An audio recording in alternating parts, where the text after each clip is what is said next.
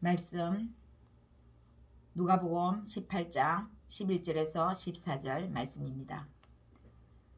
바리새인은 서서 따로 기도하여 이르되 하나님이여 나는 다른 사람들 곧 토색, 불의, 간음을 하는 자들과 같지 아니하고 이 세리와도 같지 아니함을 감사하나이다. 나는 일에 2번씩 금식하고 또 소득의 11조를 드리나이다 하고 세리는 멀리 서서 감히 눈을 들어 하늘을 쳐다보지도 못하고 다만 가슴을 치며 이르되 하나님이여 불쌍히 여기소서 나는 죄인으로소이다 하였느니라. 내가 너에게 이르노니 이에 저 바리새인이 아니고 이 사람이 어렵다 하심을 받고 그의 집으로 내려갔느니라. 무려 자기를 높이는 자는 낮아지고 자기를 낮추는 자는 높아지리라 하시니라. 아멘.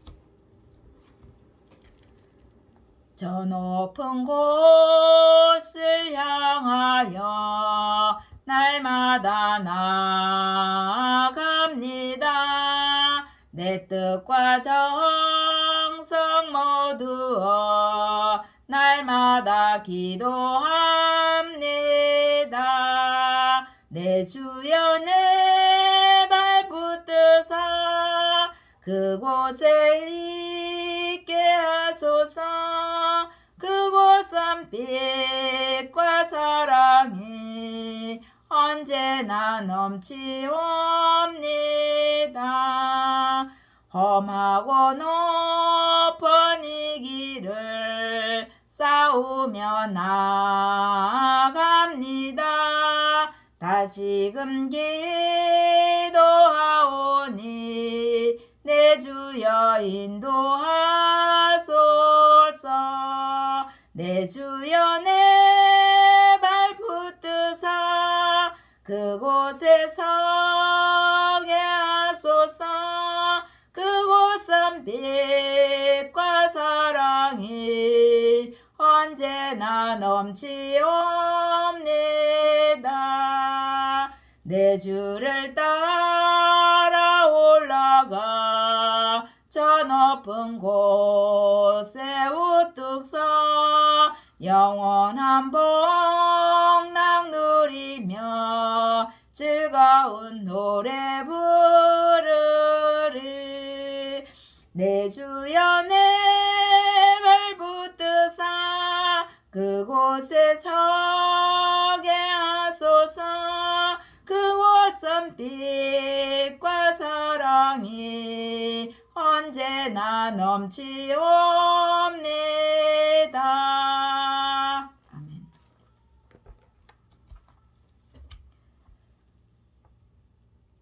너무나 황망한 일을 겪은 사람은 말을 못합니다. 그냥 아무런 생각이 안 드는 거죠. 충격 그 자체이니까요.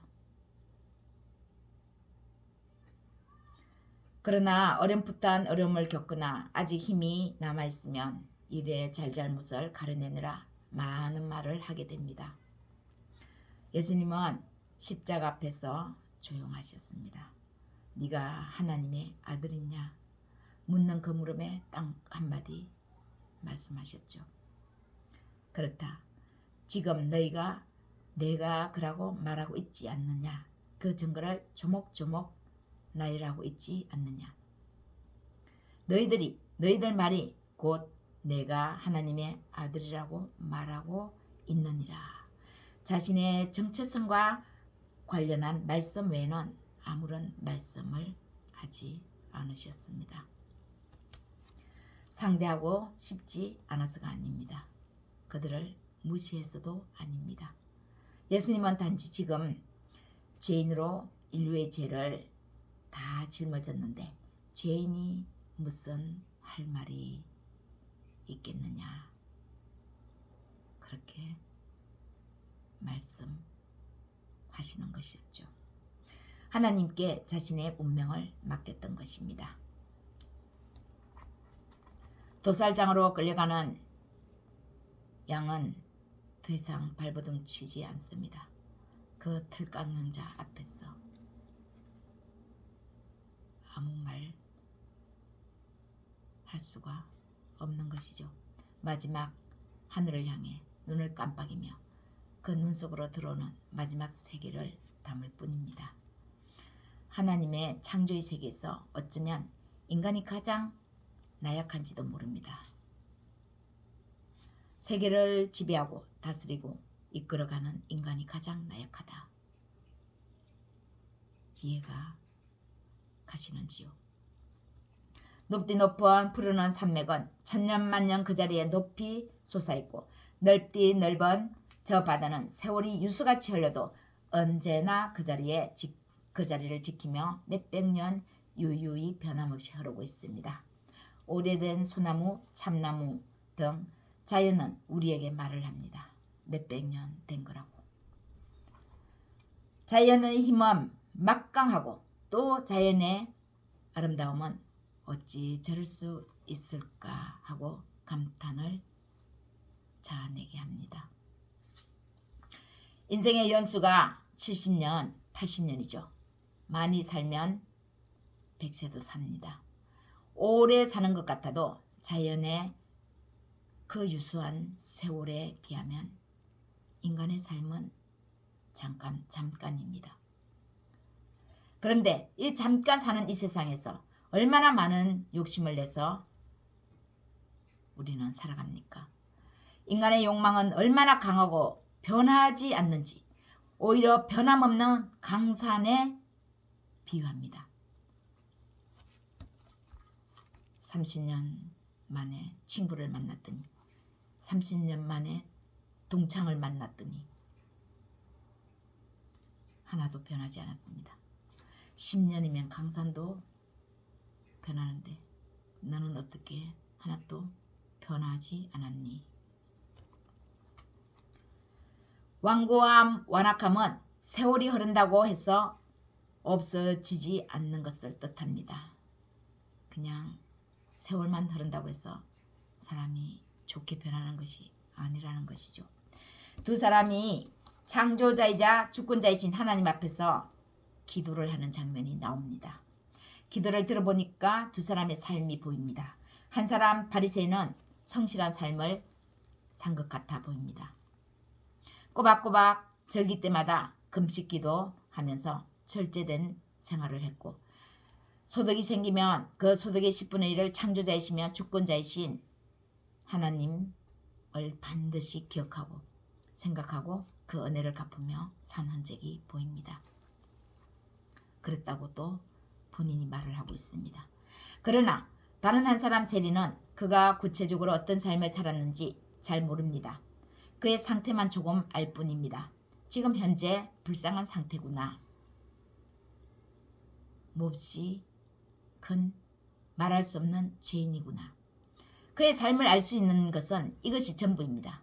불쌍한 상태, 말할 수 없는 죄인이구나. 바리새인은 당대 최고의 권위주의자입니다. 유대교에서 세심하게 율법을 지키며 엄격하게 율법을 지키는 사람들입니다.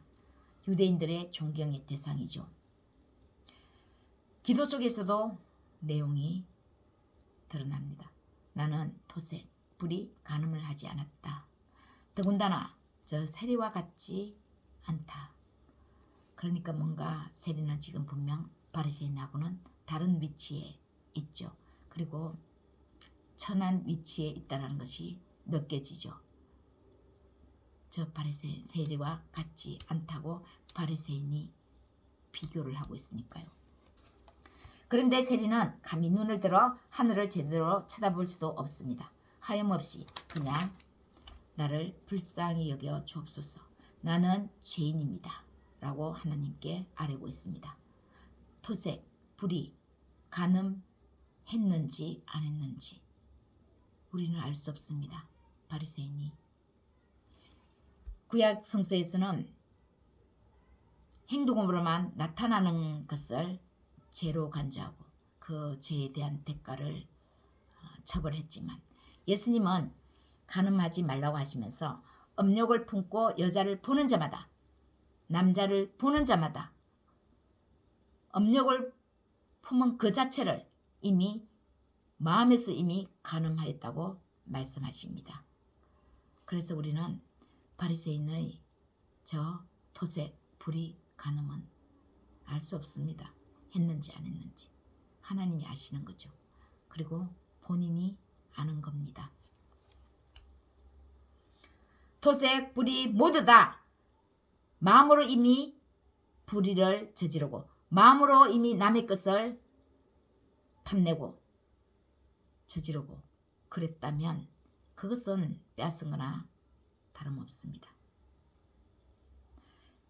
여러분, 사람은 자기가 아는 만큼 보고 보는 만큼 알고 그만큼 인생을 살아갑니다. 그러면 아는 것이 많은 사람은, 본 것이 많은 사람은 더 많은 것을 삶에서 누리며 행복을 느끼겠지요. 하나님과 인간, 인간과 하나님, 이 관계를 어떻게 관계 지을 수 있습니까? 비교할 수 있습니까? 비교는 상대적일 때 하는 것이 비교입니다. 신과 인간의 관계는 절대적인 관계의 형성이므로 인간이 하나님 앞에서 행동이 어렵다고 내세울 수 없습니다. 오직 예수 그리스도의 십자가 보혈, 그 보혈로 하나님 앞에 인간은 나아갈 뿐입니다. 예수 그리스도의 보혈이 아니면 하나님 앞에 설 수 없는 존재가 바로 인간이라는 사실이죠. 창조의 세계를 우리 눈으로 다 볼 수 있습니까? 저 위대한 자연의 높이와 깊이, 자연에서 속삭이는 새들의 지저귀만 우리가 어떻게 설명할 수 있습니까? 철마다 갈아입는 형형색색의 예쁜 꽃들은 왜 그렇게 되는지 우리는 알 수 없습니다. 창조의 세계를 우리의 지식으로 설명하지 못합니다. 그 깊이와 높이, 그 오묘한 세계를 어떤 피조물이 다 알 수 있단 말입니까? 고작 11조 드리고 금식 기도하는 것을 어찌 그것을 하나님의 그 은혜에 비할 수 있단 말입니까? 우리가 받고 있는 이 아름다운 세계를 우리는 못 느끼고 있는 것이 아닐런지요. 하나님의 세계가 어느 정도인지를 모르니까 어렴풋한 아는 것으로 내세우는 것입니다. 우리가 받는 것 중에 받지 않은 것은 단 하나도 없습니다. 우리가 지금 누리고 있는 것, 우리가 이 삶을 살고 있는 것, 이 모든 것이 다 하나님으로부터 온 것이고 하나님이 우리에게 주신 것이지요. 이 창조의 세계가 아니라 그래서 저 창조의 세계라고 해야 옳습니다. 우리 눈 너머에서 피어나는 것이 하나님의 창조의 세계가 훨씬 더 많고 엄청납니다. 우리가 보는 하나님의 창조의 세계는 10만 분의 1, 아니 100만 분의 1도 못 되고 어쩌면 저 바닷가에 있는 작은 모래 하나밖에 되지 않습니다. 저 세계의 깊이 앞에서, 그 위험 앞에서, 그 존엄함 앞에 바로 우리가 서 있습니다. 많은 세월 살아봤자 한 100년 사는 지푸라기 같은 인생이 거기 그 앞에 지금 서 있는 것입니다. 사랑하는 여러분, 우리 모두는 죄인입니다. 특별한 죄를 인식하지 못한다 해도 분명 죄인입니다. 하나님의 어미하신 존재 앞에 인간인 우리가 있다는 걸 아는 순간, 깨닫는 순간 우리 모두는 죄인일 수밖에 없습니다. 절대적 존재 앞에, 그 앞에 서 있다는 것만으로도 이 땅에 있는 우리는 이미 죄인입니다. 한낱 미물인 우리가 살아있다는 것만으로도 은혜가 아니면 무엇이겠습니까? 하나님은 우리 삶을 다 아십니다. 그러므로 많은 말을 하지 않아도 괜찮다고 하시는 것입니다. 내가 너를 안다. 내가 너를 창조했다. 그러니 여러분, 이 세계가 품속으로 들어오는 우리의 삶이 되기를 바랍니다. 이 삶을 깨닫는 사람, 이 삶으로 사는 사람, 하나님의 창조의 그 위험 앞에 할 말을 잃은 사람, 그 사람은 지금 이렇게 기도하고 있습니다. 하나님, 나를 불쌍히 여겨 주옵소서. 나는 죄인입니다. 이 기도의 끝에서 하나님이 응답을 하십니다. 내가 저 죄인의 기도를 듣고 그에게 응답했다. 하늘이 저의 것이다. 그러면 상대적으로 바리새인의 기도는 응답하지 않았다고 말씀하시는 것이죠. 세리는 그 당시 로마 정부에 세금을 바치느라 앞잡이 노릇을 하다시피 했습니다. 그래서 천대받는 부류에 속했습니다. 일본 식민지 때 일본의 앞잡이 노릇을 한 우리나라 사람처럼요. 그러나 예수님은 누구든지 주 되시는 하나님을 알고 예수 그리스도를 주로 고백하고 나오는 자를 멸시하지 않고 귀하게 영접해 주십니다. 누구든지 예수 그리스도를 주로 신하고 나오는 자마다 하나님은 그를 귀하게 여기시고 하나님의 품속으로 인도하시는 것입니다. 사랑하는 여러분, 우리는 어렵지 않는데 하나님이 예수님 때문에 우리를 어렵다고 인쳐주셨습니다. 억지로 일부러 나타내는 겸손은 진정한 겸손이 아닙니다. 눈 가리고 아웅하는 것이므로 언젠가는 들통나는 겸손입니다. 마음속 진심에서 우러나오는 겸손은 예수 그리스도께로부터 오는 겸손, 곧 피 흘림의 겸손입니다. 그 겸손에 하나님이 불쌍히 여기시고 하늘문을 열어가십니다. 그의 인생길에서 누구와 비교해서 기도하는 기도가 아니라 하나님의 절대적인 존재 앞에 서 있는 나를 발견하면서 하나님의 놀라운 세계를 보실 수 있기를 바랍니다. 그 앞에 작은 미물인 우리는 자연히 고개 숙이며 겸손해질 수밖에 없습니다. 할 말이 없습니다. 나는 죄인입니다. 불쌍히 여겨 주옵소서. 그러니 우리가 하나님 앞에 어찌 우리 자신을 나는 토색, 불의, 간음하지 아니하였다. 절기 때마다 금식 기도한다. 11절을 드렸다고 감히 이렇게 당당하게 아뢰 수 있겠습니까? 그것을 어찌 우리 어렵다고 나타낼 수 있겠습니까? 하나님의 창조의 세계를 그리스도 예수 안에서 발견하시는 그 크신 은혜가 있으시기를 여러분 모두 예수님의 이름으로 축복합니다.